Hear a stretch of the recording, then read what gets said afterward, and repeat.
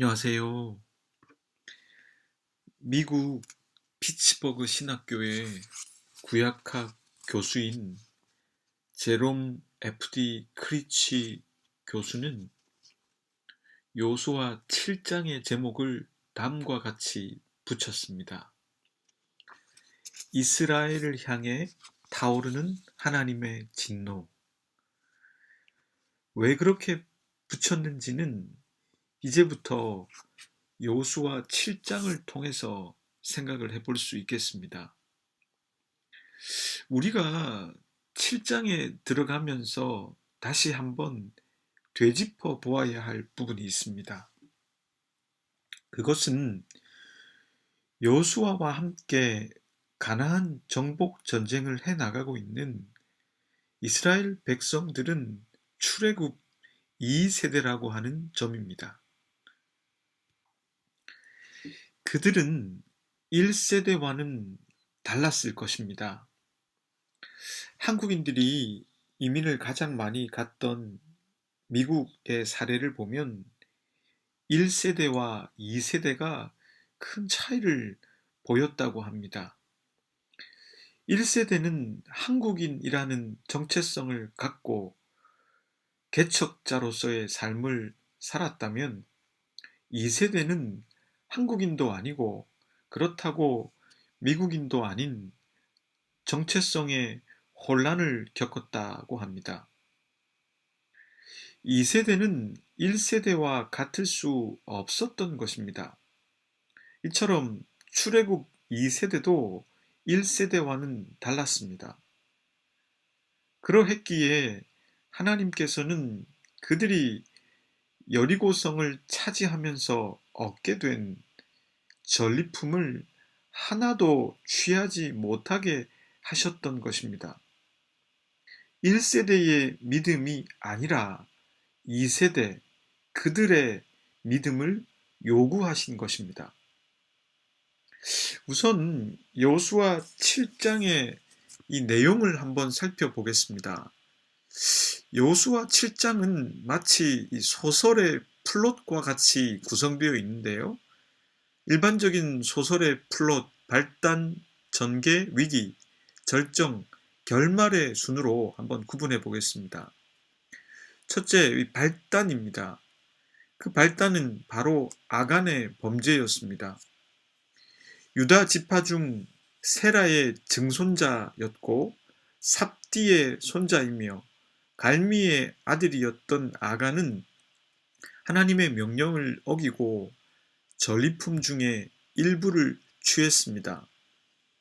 그것은 세 가지였는데 신할 땅의 아름다운 외투 한 벌, 은 200세겔, 그리고 무게가 50세겔 나가는 금덩이였습니다. 하나님께서는 아간의 범죄를 보시고 이스라엘 공동체가 죄를 범했다고 하셨습니다. 둘째는 전개와 위기입니다. 전개는 이 이야기는 아이성 이야기로 이어집니다. 여호수아는 아이성을 너희에게 주겠다는 하나님의 말씀이 들렸다는 기록이 없는 가운데 정탐꾼을 보내서 아이성을 정찰하고는 3,000명 즈음이면 이길 수 있다는 정탐꾼의 말을 믿고 3,000명을 보냈습니다. 위기는 이 전투를 패했다고 하는 것입니다. 오히려 이스라엘 군사 36명 정도가 죽임을 당하고 아이성 군대가 이스라엘 군대를 성문 앞에서부터 스바림까지 쫓아가 쳤습니다.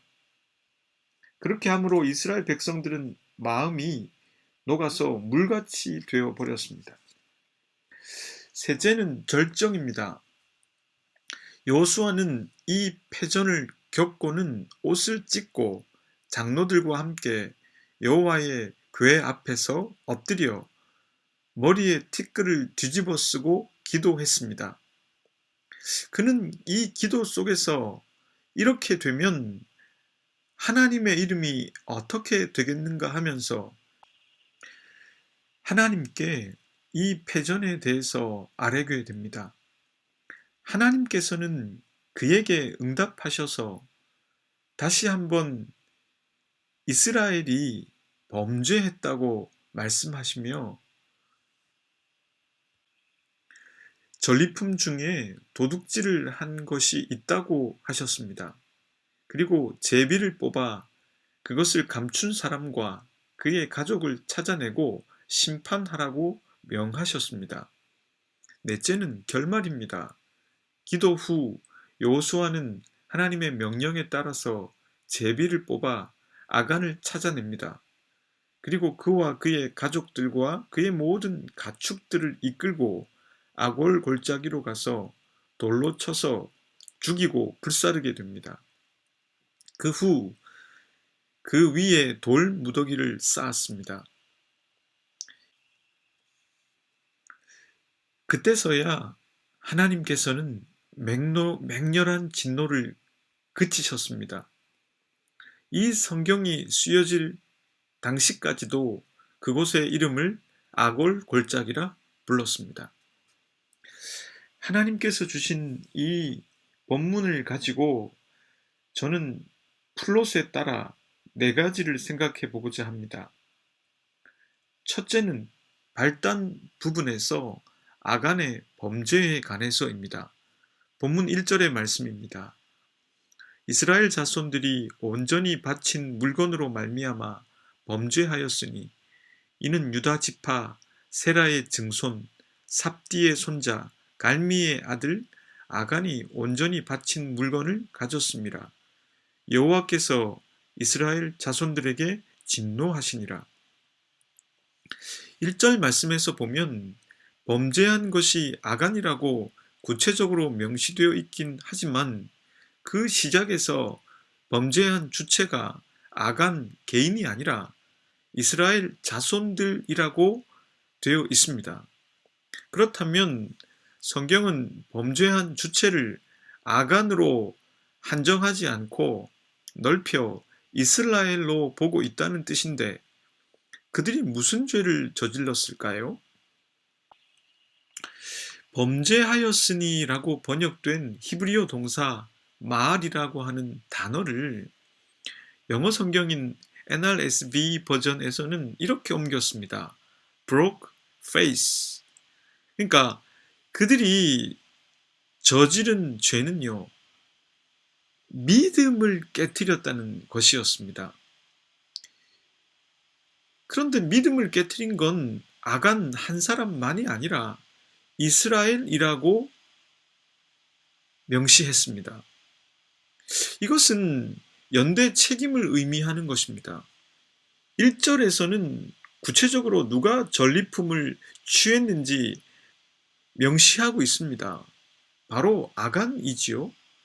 그가 가져간 것은 신할의 아름다운 외투 한 벌이었습니다. 이것은 종교 의식에서 입는 것으로 보석 장식이 달린 겉옷을 말합니다. 그리고 은 200세겔은 약 3kg 정도가 되며 50세겔 되는 금덩이는 약 0.7kg이 됩니다. 이것은 당시 일반 노동자가 평생 동안 일해야 벌 수 있는 액수의 금액입니다. 그렇게 풀고 보면 노동자가 평생 동안 일해야 벌 수 있는 정도의 액수라면 아간이 탐욕에 눈이 멀어 그랬을 가능성이 있다고 우리는 유추해 볼 수가 있습니다. 그런데 1절에서 모순이 되는 것은 그렇다면 구체적으로 아간을 명시해 놓고도 믿음을 깨트린 것은 이스라엘 전체라고 하는가 하는 것입니다. 이 까닭은 두 가지로 정리해 볼 수 있습니다. 첫째는 지금 이 이스라엘은 출애굽 1세대가 아니라 2세대라고 하는 점입니다. 이들은 그들이 주체가 되어 처음 하나님을 경험하고 있습니다. 요단강을 건너가게 된 것도 하나님께서 하신 것이요. 여리고성을 무혈 입성한 것도 하나님에 의해서였습니다. 그들은 그저 하나님의 명령에 따라 건너갔고 성 주위를 돌았을 따름이었습니다. 이것은 수동적이고 소극적인 순종이라 할 수 있습니다. 허나 전리품을 모두 다 전부 하나님께 드리는 것은 상대적으로 좀 더 능동적이고 적극적인 순종이라고 할 수 있습니다. 눈에 보이는 황금과 은 앞에서, 심지어 그것이 노동자가 일평생 동안 일해야 벌 수 있는 정도의 금액이라면 얼마나 유혹이 되었겠습니까? 이것은 그냥 요단강을 건너가고 여리고성 주위를 도는 것과는 다른 차원입니다. 하나님께서는 아직까지 하나님의 현존을 많이 경험해 본 적이 없는 2세대 이스라엘이 두 번의 하나님 경험을 통해 깨달은 것을 바탕으로 좀 더 능동적이고 적극적인 순종에 이르기를 바라셨던 것입니다. 즉, 인간에게 달콤한 유혹이 되는 물질 앞에서도 하나님을 향한 믿음을 깨트리지 않기를 바라셨던 것입니다. 하나님께서는 이스라엘 2세대가 하나님을 향한 믿음을 한 발 더 내딛기를 원하셨던 것입니다. 이것은 비단 아간만의 문제는 아니었던 것이지요.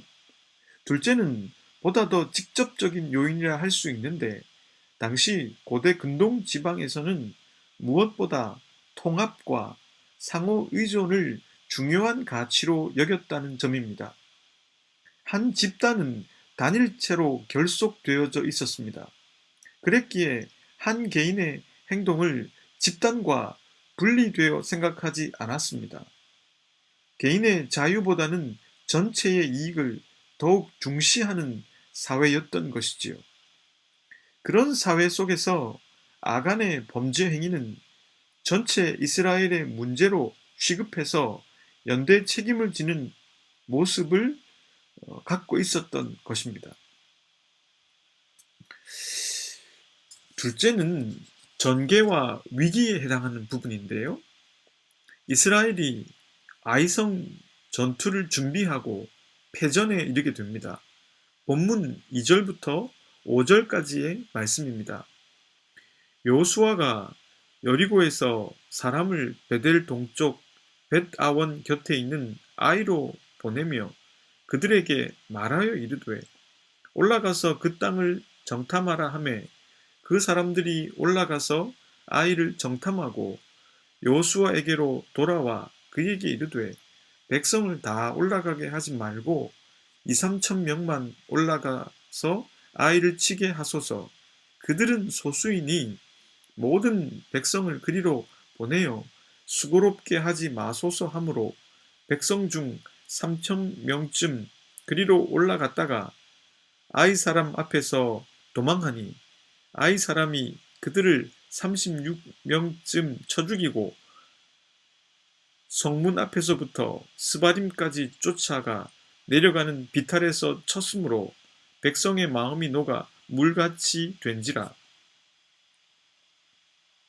기원전 1만 년 전, 그러니까 신석기 시대에 이미 9m에 달하는 요새를 만들었던 여리고성을 허물어버린 이스라엘이었지만 그 찬란한 전과는 그리 오래가지 않았습니다. 그들은 일순간 작은 아이성 앞에서 패전의 쓴맛을 보게 되었습니다. 제가 성경을 읽으며 자주 하는 생각이지만 좋아지는 데는 시간이 많이 걸립니다. 하나님을 향한 믿음을 키워나가는 일에는 정말 오랜 시간이 걸립니다. 사람을 한 명 키워내는 일과도 비슷하겠지요. 그런데 나빠지는 데는 시간이 오래 걸리지 않습니다. 어쩌면 그것은 일순간일지도 모르겠습니다. 그렇다면 우리들은 이런 질문을 던져볼 수 있겠습니다. 아간의 죄로 인해 이스라엘은 하나님을 향한 믿음을 깨뜨려 버렸다고 했는데 아이성 전투에서 패배를 맛보게 된 것은 그럼 무슨 이유 때문인가 하는 것입니다.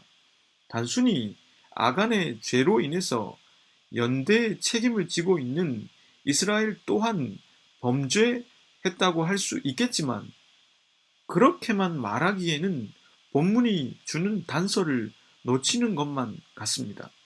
제가 2절부터 5절까지의 말씀을 다 읽어드린 까닭은 아이성 전투를 해 나가면서 그 어디에도 요단 도하나 여리고성 점령 때와 같이 선 하나님의 말씀 후 이스라엘 백성들의 실행이 등장하지 않고 있다는 점입니다. 다시 한번 우리들은 잊지 말아야 하는 것은 본문 1절 말씀에서부터 하나님께서는 이스라엘이 믿음을 깨뜨렸다고 말씀하고 있다는 점입니다. 아간의 범죄뿐만 아니라 아이성 전투에 임하는 이스라엘을 묘사하는 이 본문을 통해서 우리들은 여호수아와 이스라엘에 무엇이 있었는지 엿보게 됩니다. 사사기 7장을 보면 기드온에게는 원래 3만 2천 명의 군사가 있었습니다. 그러나 하나님께서는 너무 많아 싸움에서 이기면 자신들의 힘이라고 할 것이기 때문에 숫자를 줄이게 하십니다. 그래서 결국 300명만 남게 됩니다. 그 유명한 기드온의 300용사가 여기서 나오는 것이죠. 결국 기드온의 이야기에서 소수 병력이 의미하는 것은 하나님에 대한 전적인 의존을 의미합니다. 그런데 이 아이성 공략을 감행한 여호수아의 군대는 3,000명 정도의 숫자로 하나님께로부터 출발한 것이 아니었습니다. 그것은 정탐꾼의 생각이었고 여호수아는 별 점검 없이 그것을 그대로 수용해 버린 결과였습니다. 기드온의 소수 병력과 상반되게 여호수아의 소수 병력은 이스라엘의 무지와 자신들을 향한 하나님의 진도에 대한 무지를 드러내 보여줍니다. 그것은 그들이 지금까지 경험한 것들을 통해서 보면 더욱 이해할 수 있습니다. 요단 도하와 여리고성 함락은 그들을 오만하게 만들 가능성이 높은 것이었습니다. 이것을 실제로 경험한 그들은 오로지 하나님께 전적인 영광을 돌려야 하고 하나님을 향한 믿음을 깨트리지 않기 위해 노력해야 할 것인데 인간이 어찌 그러하기만 하겠습니까? 자신들이 이룩한 대단한 일 앞에서 인간은 교만해지고 결국 방종에 이르게 되는 것이지요. 이스라엘은 지금까지 그렇게 한 적이 없었는데 이 아이성 전투는 군사적인 재치로 공략하고자 했습니다. 그러니 결국 아이성 전투에서 패전을 경험한 것은 아간대로 자기 임의로 전리품 중의 일부를 주관했고 이스라엘은 요단 도하와 여리고성 함락 이후에 교만을 넘어 자기 임의대로 군사적인 작전을 사용했다는 것입니다. 주엘엔 키르케고르의 말처럼 인간적 자신감은 그 또는 그녀의 창조주로부터 멀어지게 합니다. 그러니 아이성 전투의 패전은 결국 하나님께서 하신 것입니다. 저와 여러분들이 숱하게 겪어온 후회, 실패들 중에서 하나님께서 우리들의 교만과 방종을 깨트리기 위한 것도 많지 않았을까요? 셋째, 절정입니다. 위기는 위험한 기회라는 말처럼 승승장구하던 이스라엘과 여호수아는 패전을 경험하고 정말 애도하는 마음을 갖고 하나님께 나아갑니다. 본문 6절의 말씀입니다. 여호수아가 옷을 찢고 이스라엘 장로들과 함께 여호와의 궤 앞에서 땅에 엎드려 머리에 티끌을 뒤집어 쓰고 저물도록 있다가 이스라엘 백성들을 애도하거나 회개할 때 몇 가지 모습들이 있습니다. 그것은 겉옷을 찢거나 울거나 아니면 머리에 먼지나 재를 뒤집어 쓴다든지 아니면 상복을 입는 것 등입니다. 손쉬운 전투로 여겼던 아이성 전투에서 패하자 여호수아는 애도하는 모습으로 회개의 심정으로 하나님께 나아갑니다. 그것은 여호수아가 아직까지 영적 시력을 제대로 갖고 있다는 것을 뜻합니다. 그는 이 아이성 전투의 패배가 근원적으로 하나님께서 그렇게 하신 것임을 알았다는 것입니다. 여호수아는 군사 작전이나 군대의 사기 문제 혹은 전략의 문제 아니면 정탐꾼의 오판 등으로 문제의 원인을 돌리지 않았습니다. 그는 하나님께 원인이 있다고 생각했습니다. 그래서 죄를 뒤집어 쓰고 하나님 앞에 나아간 것이지요. 우리가 아플 때, 후회를 느낄 때, 채워지지 않는 정신의 빈곤을 느낄 때, 고난을 당할 때, 하나님께 나아가야 하는 까닭이 바로 여기에 있습니다. 하나님께서는 우리를 너무나 사랑하시기 때문에 때론 그런 방법을 사용하시더라도 우리가 더 중요한 것을 놓지 않고 하나님을 향한 믿음을 깨트리지 않도록 하시는 분이십니다. 제 경우에는 아프거나 물건을 잊어버리거나 실수를 하거나 일이 잘 되지 않게 하심을 통해서 제 교만을 되돌아보고 제가 임의로 살았던 저의 방종을 되돌아보게 하시는 적이 많았습니다. 그래서 저는 요즘도 아프거나 물건을 잊어버리거나 실수를 하거나 일이 뜻대로 되지 않을 때 가급적 하나님께 나아가려고 노력을 합니다. 저는 개인적으로 그때 하는 것이 금식이 아닐까 싶습니다. 거창하게 금식이라고 할 것도 없이 그냥 한 끼를 굶거나 좀 적게 먹어 속을 비우고 맑은 정신으로 하나님께 나아가는 것이 여호수아가 죄를 뒤집어 쓰는 것과 그리고 옷을 찢는 것과 같은 것이 아닐까요? 하나님께서는 그런 여호수아에게 본문 11절과 같이 대답해 주셨습니다. 이스라엘이 범죄하여 내가 그들에게 명령한 나의 언약을 어겼으며 또한 그들이 온전히 바친 물건을 가져가고 도둑질하며 속이고 그들의 물건들 가운데 두었느니라. 하나님께서는 이스라엘이 범죄했다고 하셨습니다. 그리고 나중에는 제비를 뽑아서 직접적으로 잘못한 사람을 찾도록 하셨습니다. 바로 넷째 부분에 해당하는 결말에서 나타나는데요. 하나님의 말씀에 따라 제비를 뽑았고 결국 아간이 뽑히게 되었습니다. 고대 근동 지방에서는 대부분 점을 쳐서 신탁을 구했습니다. 때로는 신탁을 받기 위해 제비를 뽑기도 했습니다. 아간이 뽑히는 제비를 보면 상위 집단에서부터 하위 집단으로 내려옵니다.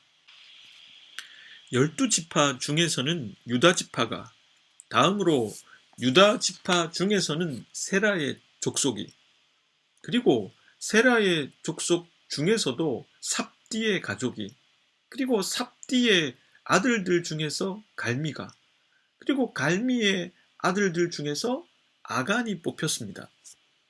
이것은 연대 책임의 전제 속에서도 직접적인 책임이 있는 사람을 찾고 죄를 묻고자 하는 의미가 있는 것입니다. 그렇게 찾아내서 어떻게 처형했는지는 본문 25절이 이렇게 기록합니다. 여호수아가 이르되 네가 어찌하여 우리를 괴롭게 하였느냐? 여호와께서 오늘 너를 괴롭게 하시리라 하니 온 이스라엘이 그를 돌로 치고 물건들로 돌로 치고 불사르고. 돌로 치는 것은 공동으로 처형을 하는 것입니다. 성경에서 가장 흔한 공개 처형의 형태입니다. 이것은 언약을 위반해서 공동체의 범죄를 저지른 범죄를 벌하기 위해서 사용되었습니다.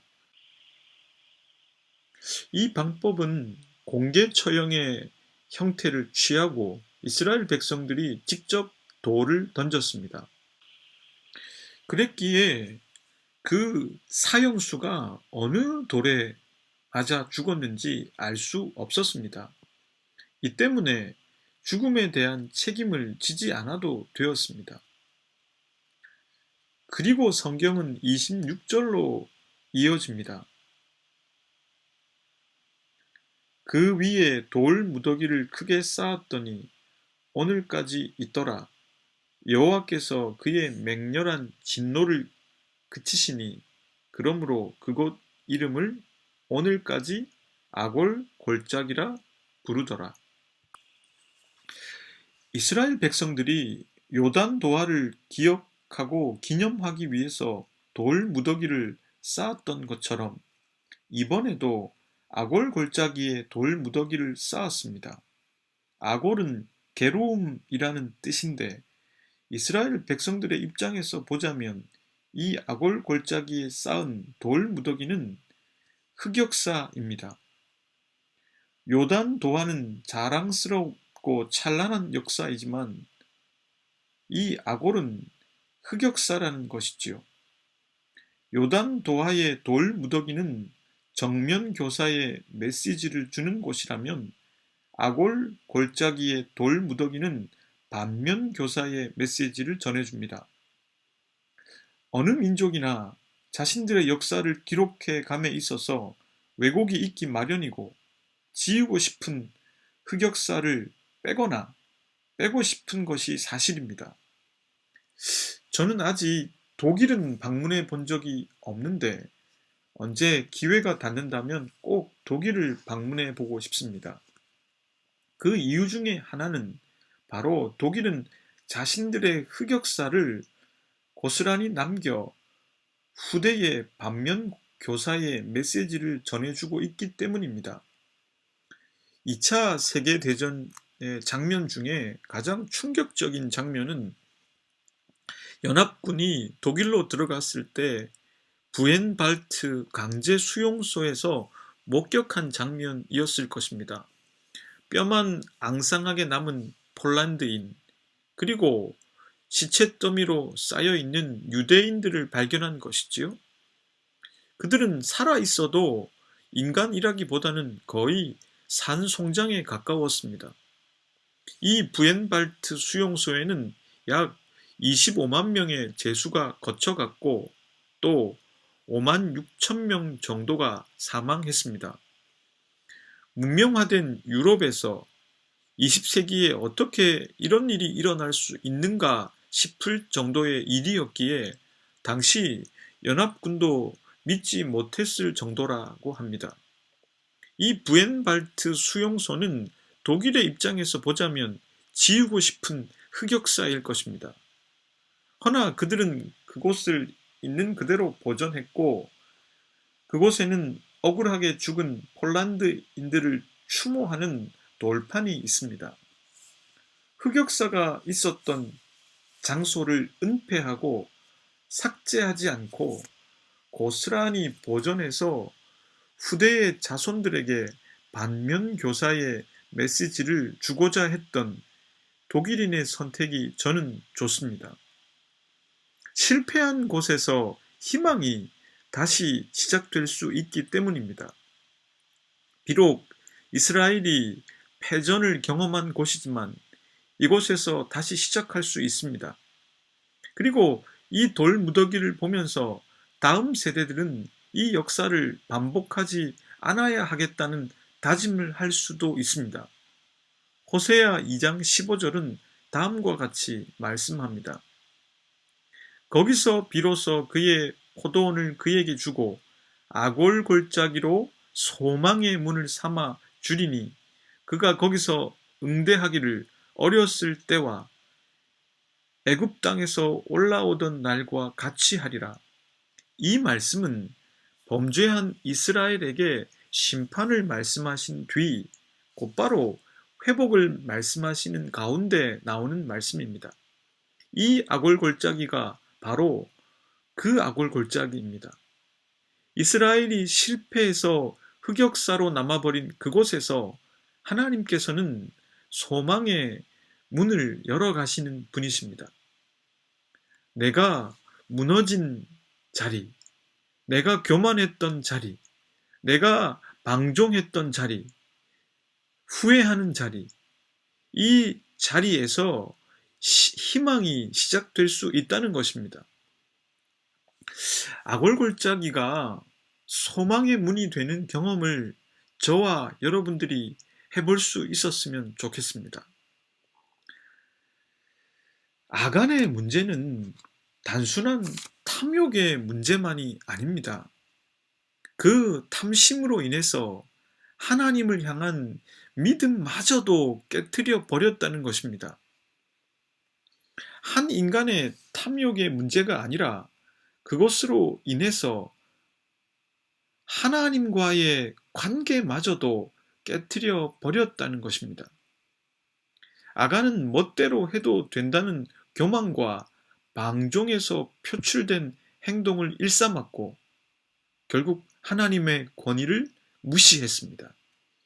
하나님을 경외하지 않는 게 무엇인지의 표본을 보여주었습니다.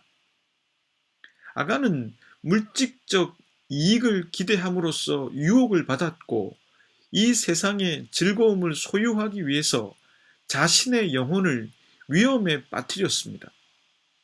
문제의 본질은 바로 거기에 있는 것입니다. 그리고 그것은 비단 아간 한 사람만의 문제가 아니었습니다. 당시 상황 속에서 이스라엘 전체가 믿음의 위기를 겪고 있었다고 말해줍니다. 그들은 요단 도하와 여리고성 정복 이후 교만과 방종이 스멀스멀 올라오고 있었습니다. 이건 역시도 그들의 믿음이 깨트려지고 있다는 신호였습니다. 하나님께서는 아이성 전투에서 패배를 맛보게 하셨습니다. 패배를 맛보게 하신 것은